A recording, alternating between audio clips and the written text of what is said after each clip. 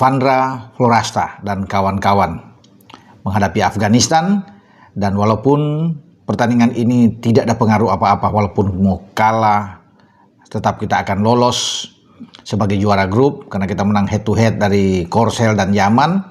Namun pertandingan ini dianggap penting oleh pelatih kepala Nova Arianto, juga seluruh pemain.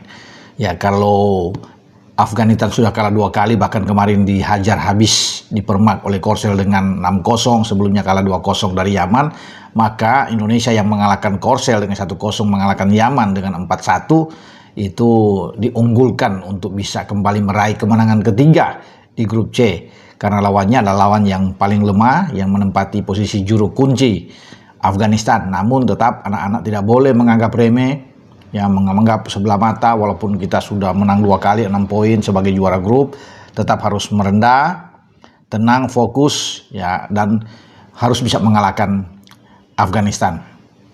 Afghanistan dalam kondisi yang mental yang tidak stabil sekarang karena mereka sudah tersingkir, namun tentunya mereka ingin juga bermain sebaik mungkin melawan kita dan paling tidak ingin mengalahkan kita juga, sehingga ini walaupun mereka tersisih ada kado lah buat mereka karena bisa mengalahkan pimpinan klasmen seperti Indonesia. Nah, pemain-pemain inti mungkin saja dimainkan sejak awal seperti Evandra yang sekarang ini memimpin klasmen ya sebagai daftar pencetak gol terbanyak bersama dengan pemain Jepang Minato Yoshida masing-masing dengan 3 gol. Mungkin saja Evandra dimainkan ya, karena ini penting. Kalau Evandra bisa menambah pundi-pundi golnya 1 atau 2 gol lagi, dia akan berada di atas, lebih aman bagi dia untuk bisa mengamankan posisi sebagai pencetak gol terbanyak di Piala Asia U17 kali ini. Ya, dia pasti akan termotivasi luar biasa karena mencetak gol back to back, ya, membawa kemenangan dengan gol ke gawang Korsel dan kemudian ada brace yang dilakukan di gawang Yaman. Itu terjadi di babak kedua, dia penaltinya dan gol keempat setelah menerima umpan dari Josh Holong dan dia bisa mencetak gol. Jadi saya rasa bagi Evandra, dia perlu untuk dimainkan ya, karena kesempatan sebagai gelandang serang untuk bisa mencetak gol itu terbuka di depan mata dia.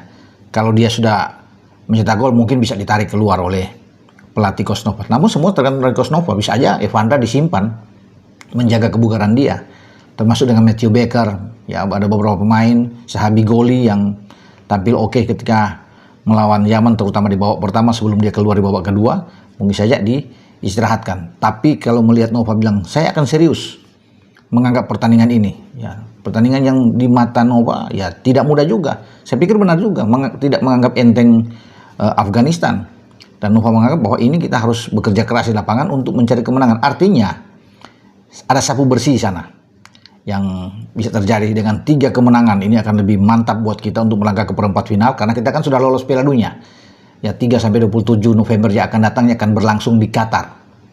Jadi itu yang menjadi modal kuat buat kita, sudah di perempat final dan kita menjadi juara grup, lolos Piala Dunia. Tinggal nantinya siapa lawan kita di babak perempat final, itu yang kita akan tunggu untuk kita membidik semifinal. Evandra ini gelandang bagus ya, masih 16 tahun, kelahiran Juni 2008, pemain dari Bayangkara.